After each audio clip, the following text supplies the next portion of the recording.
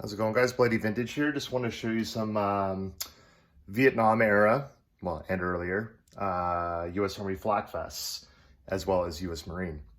So there was technically, I believe, 5 versions of the flak vest. I have version number 2 and number 5. So I'm going to sort of walk you through the differences. So the first version to come out would have been the M1952. This is the version after the M1952A. So the M1952, you can notice pretty quickly because it has no frontal pockets anywhere. So M1952A, this one actually dated, bring it up there for you, dated 1953. It's a nice medium size. This one has the 2 front pockets added. 2 front button pockets, and there's actually 2 different adjusters, if you can see there. So you can have 2 different sizes depending on what magazine or ammunition you're putting in there, and same with the other side. As well, it's zippered, and as well has 5 of the snap buttons as well. It's got epaulettes on it, on each side, with a very thin material. It's again has the adjustments on the side, sort of for sizing. Back is pretty plain. Something's written on the back. I haven't really been able to decipher it. Something right. Can't quite tell.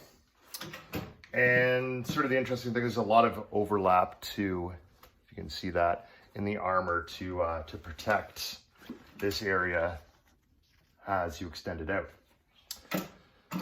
So that's the M1952A. You would have seen this a lot in early Vietnam and beyond. Obviously with supply issues, you see different versions of flak vests in every year of the war.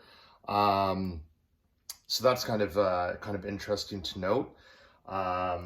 As well, I'm not going to comment on who exactly used them.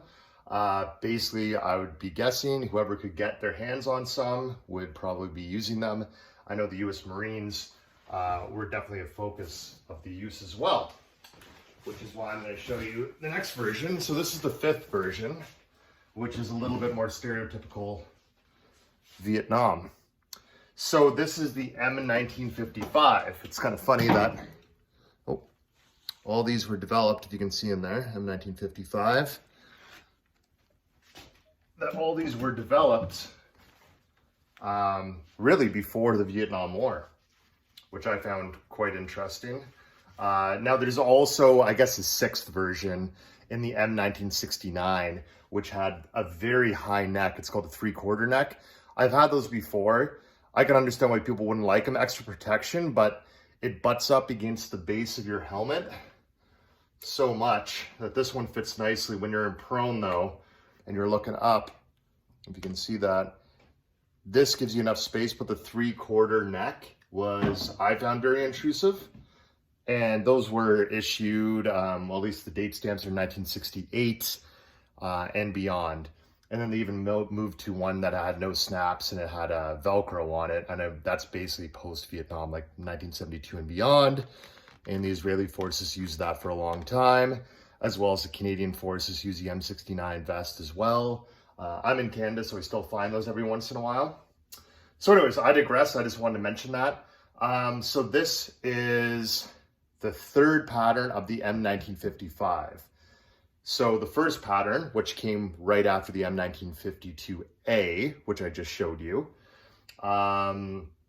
literally had, I'm trying to think, I believe it had neither of those. Just one second. I'm just going to double check to make sure I'm not making this up. It's the M1955. Okay, so the M1955 first version had none of the, oh, sorry, it had one. Sorry about this. I'm just referencing my book right now. So it had one reinforcement. This is so your sling for your rifle didn't slide off. That's the reason the earlier version had the epaulettes, but this is a little bit of a quicker solve for that. You just throw it on, you don't have to secure your epaulette over your rifle sling. So the first pattern of the M1955 had this, but had no pockets. No pockets. So that's kind of interesting to note.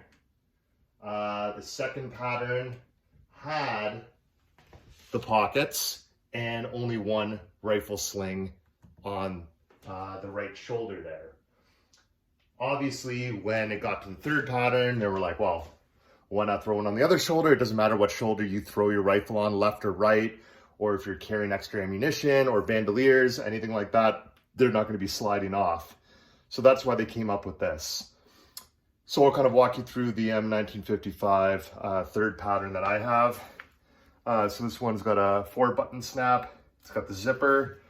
It's got sort of a reinforced tab here to grab onto as you zip up. It's got this pocket in the front. You can put anything in there. Honestly, gun oil, cigarettes fit perfectly in there. Compass, anything like that. And then also you have like this pen pocket as well for something thin. These actually, it's interesting that they moved actually to a button version on the front, whereas the pockets on the M1952A were snap, which I think are a little bit better, but I guess these are easier to replace, anything like that. And sort of interesting, and actually I didn't really notice this until now, this actually isn't adjustable. If you can see that, it is not adjustable really on the side. The back has got these grommets all along the bottom. Not exactly sure what that'd be for. My guess is really you can affix any M1910 gear with hooks to that. So like bayonets,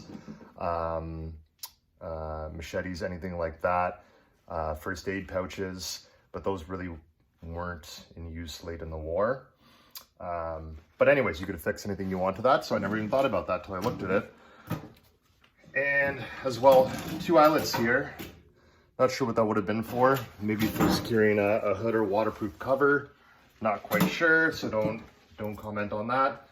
Also, interesting thing to note is that inside it actually says U.S. Marine Corps at the bottom, if you can read that. And this is a nice size XL, which I'm pretty stoked about.